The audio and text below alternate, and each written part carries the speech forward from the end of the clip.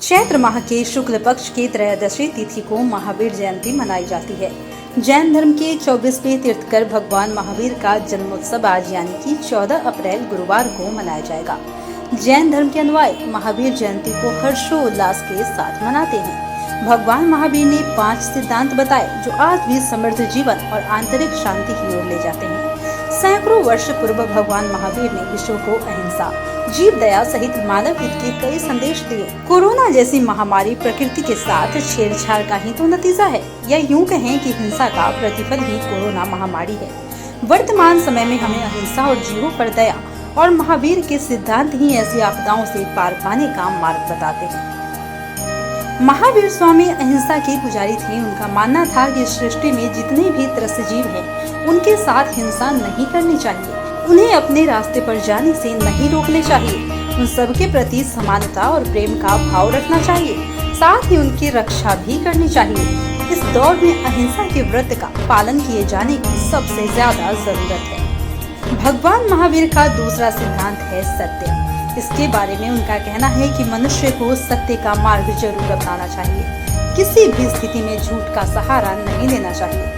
सत्य के संबंध में कहा है कि जो बुद्धिमान मनुष्य सत्य की ही आज्ञा में रहता है, वह मृत्यु को तैरकर पार कर जाता है। इसलिए भगवान महावीर के संदेशों से प्रेरणा लेते हुए सत्य के मार्ग पर चलना चाहिए। भगवान महावीर का तीसरा सिद्धांत है अपरिग्रह। अपरिग्रह के बारे में उनका कहना है कि जो मनुष्य निर्जीव चीजों या आवश्यकता से अधिक वस्तुओं को संग्रह करता है, अथवा वह दूसरों से ऐसा संग्रह करवाता है या दूसरों को ऐसा संग्रह करने की सलाह देता है, ऐसे व्यक्ति को दुखों से कभी भी छुटकारा नहीं मिल सकता।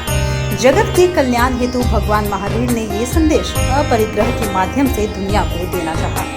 सुखी और शांति भरा जीवन जीने के लिए जितनी आपको जरूरत है, उतना ही संचय कीजिए।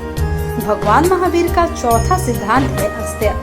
अस्तेय का पालन करने वाले किसी भी रूप में अपने मन के मुताबिक वस्तु ग्रहण नहीं करते हैं, अर्थात ऐसे लोग जीवन में हमेशा संयम रखते हैं और सिर्फ वही वस्तु लेते हैं जो उन्हें दी जाती है।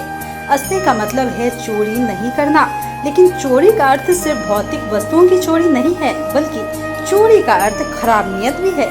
यानी जब आप दूसरों की सफलताओं से विचलित होते हैं या फिर उन्हें हराने के लिए अनैतिक तरीके अपनाने लगे, तब भी वह एक प्रकार की चोरी ही कहलाती है। महावीर स्वामी ब्रह्मचर्य के बारे में अपने बहुत ही अमूल्य उपदेश देते हैं कि ब्रह्मचर्य उत्तम तपस्या, नियम, ज्ञान, दर्शन, चरित्र, संयम और विनय की जड़ है।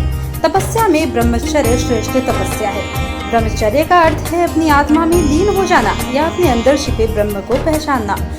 बाहर के लोग आपको अशांत करते हैं, इसलिए यदि आप दुनिया की परवाह छोड़कर सिर्फ अपने मन की शांति की दिशा में काम करेंगे, तो आप